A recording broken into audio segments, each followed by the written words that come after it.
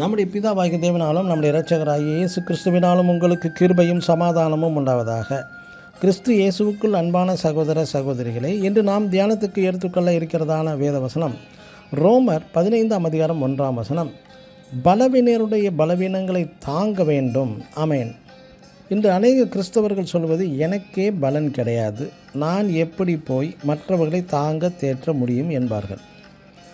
உதாரணமாக, பறவை இனத்தை சேர்ந்ததான பெலிகான் என்று அழைக்கப்படும் ஒரு வாத்து பறவைகள் பூமியின் தட்பவெப்ப நிலை ஏற்றபடி உணவு பற்றாக்குறை, இனப்பெருக்கம் இப்படி மையமாக கொண்டு ஆண்டுதோறும் நாடு விட்டு நாடும் கண்டம் விட்டு கண்டம் இடம் பெயர்கிறது. இப்பறவைகளை நாம் இந்தியா, குறிப்பாக தமிழ்நாட்டிலும் கூட பார்க்கலாம்.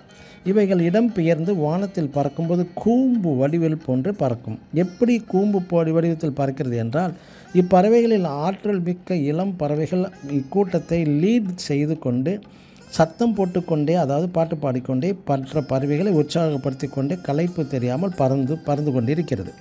இப்படி வெகு தூரம் பறக்கும்போது வயதான பறவைகள் பறக்க முடியாமல் சற்று இளைப்பாற நிலப்பகுதியில் இறங்கும்போது, அப்பொழுது இந்த வயது சென்ற பறவைகளுக்கு துணையாக ஒரு இளம் பறவையும் தரை இறங்கி விடுகிறது. சற்று இளைப்பு சென்றதும் மற்ற கூட்டம் வரும் சமயத்தில் அவைகளுடன் சேர்ந்து பறந்தும் செல்கிறது.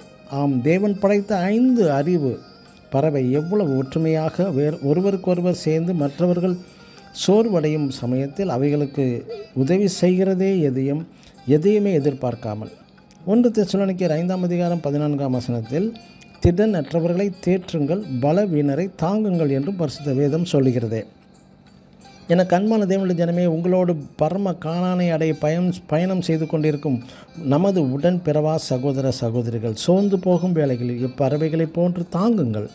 உங்களது அன்பான வார்த்தைகளினால், ஜெபத்தினால், முடிந்தால் சரீர உதவிகள் தேவைப்பட்டால் முடிந்தால் என்ற மட்டும் சப்போர்ட் செய்யலாமே. ஆகவே பரிசுத்த பவுலும் ரோமருக்கு எழுதும்போது பலவீனருடைய பலவீனங்களை தாங்குங்கள் என்கிறார். நம் உலக இரட்சகராகிய இயேசு கிறிஸ்துவும் ஆகாயத்து பறவைகளின் இப்பேற்பட்ட நற்குணங்களை அறிந்து ஆகாயத்து பறவைகளை பாருங்கள் என்கிறார். ஆமேன். God bless you.